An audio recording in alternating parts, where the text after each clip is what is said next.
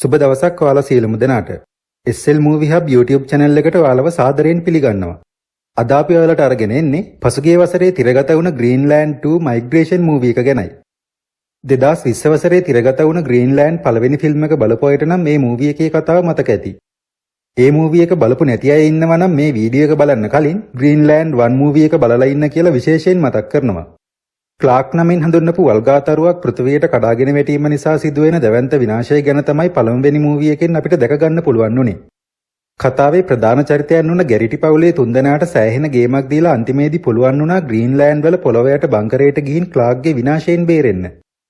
ඉතින් මේ විදියට ග්‍රීන්ලෑන්ඩ් පළවෙනි ෆිල්ම් එක ඉවර වුණේ ක්ලාක් ධූමකේතුව කඩන් වැටිලා පෘථිවිය විනාශ වෙන තැනින්. ඉතින් මේ දෙවෙනි ෆිල්ම් එක පටන් ගන්නේ ක්ලාක් කඩන් වැටිලා අවුරුදු 5ක් ගිය තැන ඉඳන්. මේ වෙනකොට අකමැත්තෙන් හරි ඔවුන්ට බංකරය ඇතුලේ ජීවිතයට හුරු වෙන්න සිදු වෙලා තිබුණත් නොසිතූ මොහොතක සිදුවෙන සිදුවීමක් නිසා ඔවුන්ගේ ජීවිතේ කන පිට හැරෙනවා. ඉතින් ওই විදියට තමයි Greenland 2 ෆිල්ම් එක පටන් ගන්නෙ. පරණ පුරුදු විදියට නොතිබුණත් සාමකාමීව ගෙවුණු ගැරිටි පවුලේ ඉරණම මොන විදියට විසඳෙයිද කියලා ඔයාලට මේ ෆිල්ම් එකෙන් අරමන්න පුළුවන්. ජෙරාඩ් බට්ලර්, මොරීනා බැකරින් දෙන්න මේ මූවී එකෙත් මේන් ඇක්ටර්ස්ලා විදියට හිටියත් ජෝන් ගැරිටිගේ පුතා නේතන් ගැරිටි විදියට නම් අපිට දකින්න ලැබෙන්නේ වෙනත් නළුවෙක්. ඒ තමයි රෝමන් ග්‍රිෆින් ඩේවිස් කියන්නේ. ධූමකේතුව ගැටීමෙන් අවුරුදු 5කට පස්සේ සිදුවෙන සිදුවීම් දාමයක් වීම නිසායි ළමා නළුවගේ කැරක්ටර් එක මේ මූවී එකේදී වෙනස් වෙලා තියෙන්නේ.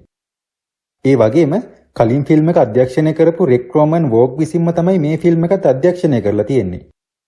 Disaster, survival, action, adventure, scientific, thriller කියන කැටගරි වලට වැටෙන මේ ෆිල්ම් එක විනාඩි 98ක් පුරාවට දිව යනවා. කොහොම වුණත් පළවෙනි ෆිල්ම් එකට වඩා නම් සෑහෙන අඩු ප්‍රතිචාර තමයි මේ ෆිල්ම් එකට හම්බ වෙලා තියෙන්නේ.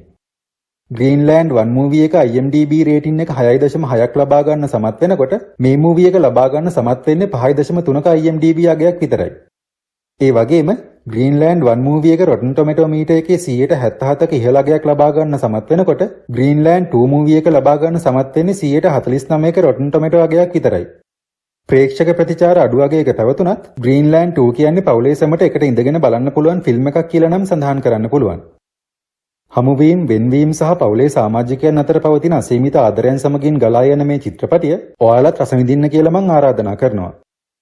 ඉතින් මේ වගේ මූවි ෂෝට් රිවිව්ස් නරඹන්න අපේ SL Movie Hub YouTube channel එක subscribe කරලා තියාගන්න කියලා මතක් කරන ගමන් මීළඟ වීඩියෝ එකෙන් හමු වෙනතුරු ඔයාලට සුබ දවසක්.